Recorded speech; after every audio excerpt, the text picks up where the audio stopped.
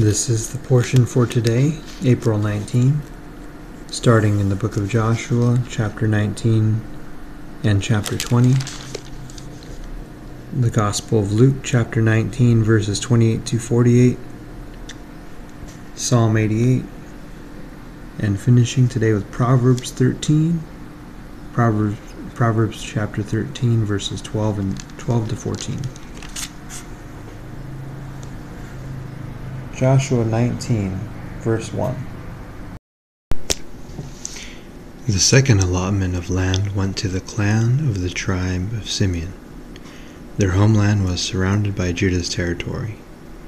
Simeon's homeland included Beersheba, Sheba, Moladah, Hazar-Shual, Bala, Ezim, Etolad, Bethul, Hormah, Ziklag, Beth Markoboth, Hazar-Susa, Beth Leboath, and Sharuhen, 13 towns with their surrounding villages.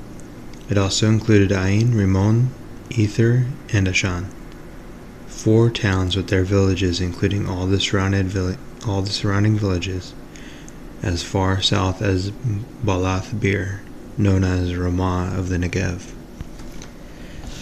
This was the homeland allocated to the clans of the tribe of Simeon. Their allocation of land came from part of what had been given to Judah because Judah's territory was too large for them. So the tribe of Simeon received an allocation within the territory of Judah. The third allotment of land went to the clans of the tribe of Zebulun. The boundary of Zebulun's homeland started at Sarid. From there it went west, going past Maralah, touching Dabbesheth, and proceeding to the brook east of Jokneam. In the other direction, the boundary went east from Sarid to the border of Kisloth Tabor, and from there to Dabereth and up to Japhia. Then it continued east to Gath, Hefer, Eth Kazin, and Rimmon, and turned towards Neah. The northern boundary of Zebulun passed Hanathon, and ended in the valley of Ifta-el. The towns in these areas include Qatar, Nahalal, Shimron, Idalah, and Bethlehem, 12 towns with their surrounding villages. The homeland allocated to the clans of the tribe of Zebulun included these towns and their surrounding villages. The fourth allotment of land went to the clans of the tribe of Issachar. Its boundaries include the following towns: Jezreel, Kesaloth, Shenunem, Hapharim, Shion, Anaharath, Rabith, Kishion, Abez, Remeth, En-Ganim, En-Hadah, and Beth-Pazez. The boundary also touched Tabor, Shahazuma, and Beth-Shemesh, ending at the Jordan River. 16 towns with their surrounding villages. The homeland allocated to the clans of the tribe of Issachar included these towns and their surrounding villages. The fifth allotment of land went to the clans of the tribe of Asher. Its boundaries included these towns: Helkath, Hali, Beten, Akshaph, Alamelech, Amad, and Mishal. The boundary on the west touched Carmel and Shihor-Libnath. Then it turned east toward Beth Dagon and ran as far as Zebulun in the valley of Ifta-el, going north to Beth Emek and Neiel. It continued north to Kabul, Abdon, Rehob, Haman, Kana, and as far as Greater Sidon. Then the boundary turned towards Ramah and the fortress of Tyre, where it turned toward Hosah and came to the Mediterranean Sea. The territory also included Mehabel, Agzib, Uma, Aphek, and Rehob, 22 towns with their surrounding villages. The homeland allocated to the clans of the tribe of Asher included these towns and their surrounding villages. The sixth allotment of land went to the clans of the tribe of Naphtali. Its boundaries ran from Haleph, from the oak at Zananim, and extended across to Arami Nekeb, Jabneel, and as far as Lakum, ending at the Jordan River. The western boundary ran past Aznoth Tabor, then to Hukok, and touched the border of Zebulun in the south, the border of Asher on the west, and the Jordan River on the east. The fortified town included in this territory were Ziddim, Zer, Hamath, Rakath, Kinnereth, Adamah, Ramah, Hazor, Kadesh, Edrei, and Hazor, Yaron, Migdal El, Horem, Beth Anath, and Beth Shemesh, 19 towns with their surrounding villages. The homeland allocated to the clans of the tribe of Naphtali included these towns and their surrounding villages. The seventh allotment of land went to the clans of the tribe of Dan. The land allocated as their homeland included the following towns: Zorah, Eshtaol, Ir-Shemesh, Shalabin, Aijalon, Ithla, Elon, Timnah, Ekron, El-Teke, Gibbethon, Balath, Jehud, Bene Berak, Gathrimon, Mejarkon, Rakon, and the territory across from Joppa. But the tribe of Dan had trouble taking possession of their land, so they attacked the town of Laish. They captured it, slaughtered its people, and settled there. They renamed the town Dan after their ancestor. The homeland allocated to these clans of the tribe of Dan included these towns and their surrounding villages. After all the land was divided among the tribes, the Israelites gave a piece of land to Joshua as his allocation. For the Lord had said he could choose any town he wanted. He chose Timnath-Serah in the hill country of Ephraim. He rebuilt the town and lived there. These are the territories that Eleazar the priest, Joshua son of Nun, and the tribal leaders allocated as grants of land to the tribes of Israel by casting sacred lots in the presence of the Lord at the entrance of the tabernacle at Shiloh. So the division of the land was completed. The Lord said to Joshua, "Now tell the Israelites to designate the cities of refuge as I instructed Moses. Anyone who kills another person accidentally and unintentionally can run to one of these cities. They will be places of refuge from relatives seeking revenge for the person who was killed. Upon reaching one of these cities, the one who caused the death will appear before the elders at the city gate and present his case. They must allow him to enter the city and give him a place to live among them. If the relatives of the victim come to avenge the killing, the leaders must not release the slayer to them, for he killed the other person.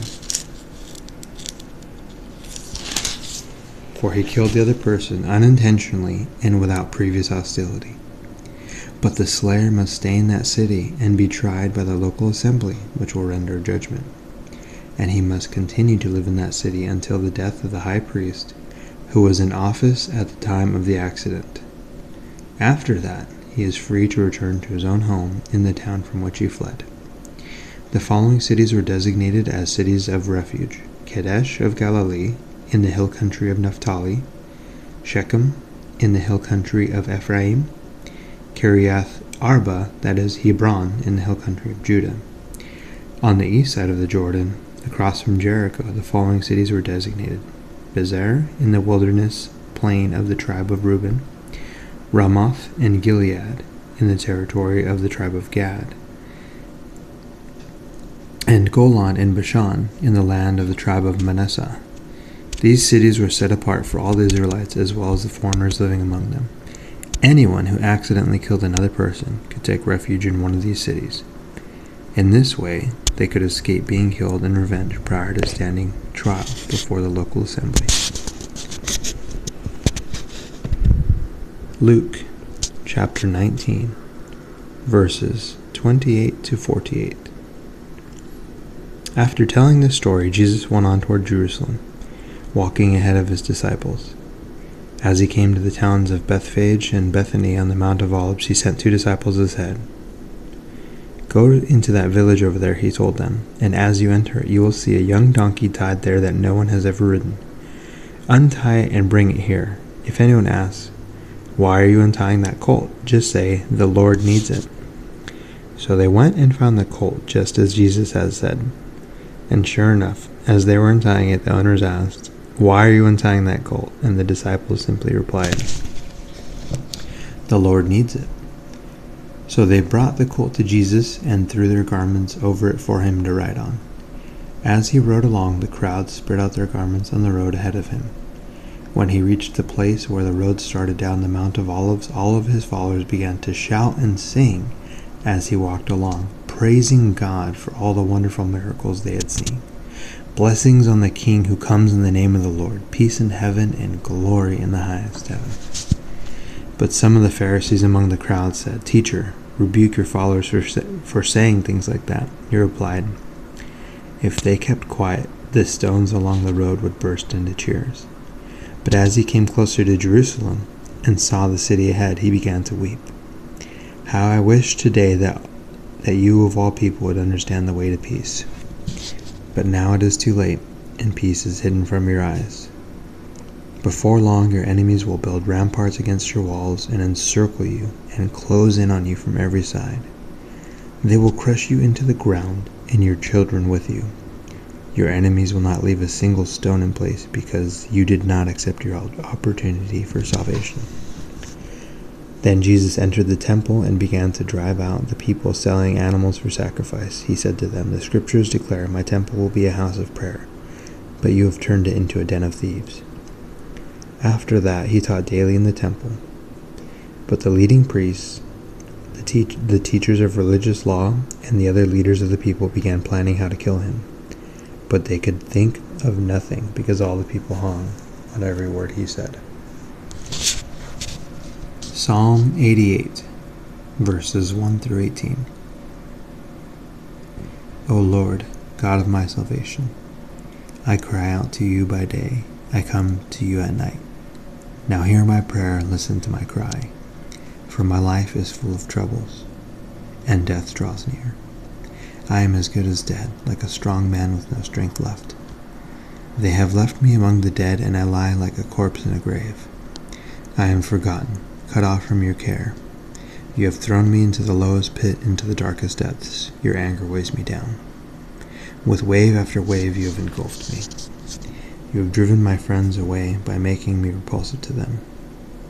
I am in a trap with no way of escape. My eyes are blinded by my tears. Each day I beg for your help, O Lord. I lift my hands to you for mercy. Are your wonderful deeds of any use to the dead? Do the dead rise up and praise you? Can those in the grave declare your unfailing love? Can they proclaim your faithfulness in the place of destruction? Can the darkness speak of your wonderful deeds? Can anyone in the land of forgetfulness talk about your righteousness? O Lord, I cry out to you. I will keep on pleading day by day. O Lord, why do you reject me? Why do you turn your face from me? I have been sick and close to death since my youth. I stand helpless and desperate before your terrors. Your fierce anger has overwhelmed me. Your terrors have paralyzed me. They swirl around me like floodwaters all day long. They have engulfed me completely. You have taken away my companions and loved ones. Darkness is my closest friend. Proverbs, chapter 13, verses 12 and 14. Hope deferred makes the heart sick, but a dream fulfilled is a tree of life. People who despise advice are asking for trouble. Those who respect a command will succeed. The instruction of the wise is like a life-giving fountain. Those who accept it avoid the snares of death.